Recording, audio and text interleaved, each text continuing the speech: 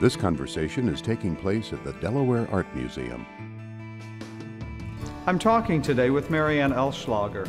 Marianne, the Delaware Theater Company has its origins in a firehouse. How has it evolved from there? I think that a lot of the firehouse days, as we call them, are still very much intact with the theater company. The founding impulse that Cleveland Morris and so many of the donors had is still very much alive. Just the knowledge that live theater can play such an important role in the community and in the lives of individuals. I am glad, though, that we're not in the firehouse days in one specific respect. It's my understanding that the bathrooms weren't accessible to the audience. So I'm quite pleased that our venue on the riverfront is a beautiful, beautiful theatrical home. The theater itself is just gorgeous. The acoustics are great. The sight lines are wonderful. It ends up feeling intimate, and yet it's a large space. So with all deference to the firehouse, I'm awfully glad that we could transfer the spirit of that into a facility that makes great art down on the riverfront. Now, given the move from the firehouse to the riverfront, how has the mission of the Delaware Theater Company changed or remained the same, been shaped by what you're doing? Sure. Well, I think the mission, the impulse has stayed very much the same, although as any mission, it's been tweaked and refined over time, really in reflection of the community's needs.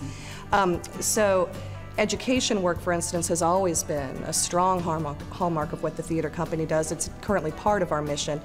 And we've really tailored that work to address needs in the community as the decades have gone on.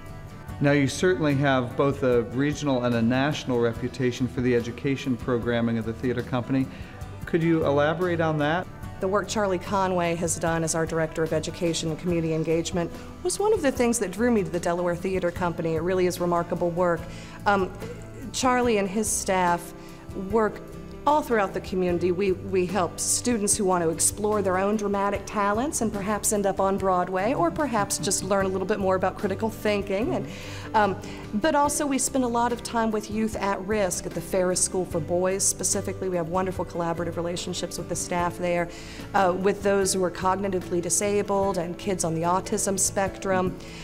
So we have a range of programs that really help young people to understand that whether or not they want to be a Broadway actor, the arts really do enhance their lives and give them a platform to communicate themselves. Marianne, thank you so much for joining us today, sharing the work of the Delaware Theater Company, and commend you for the great work that you're doing to keep live theater vibrant in our community. Thank you, Paul.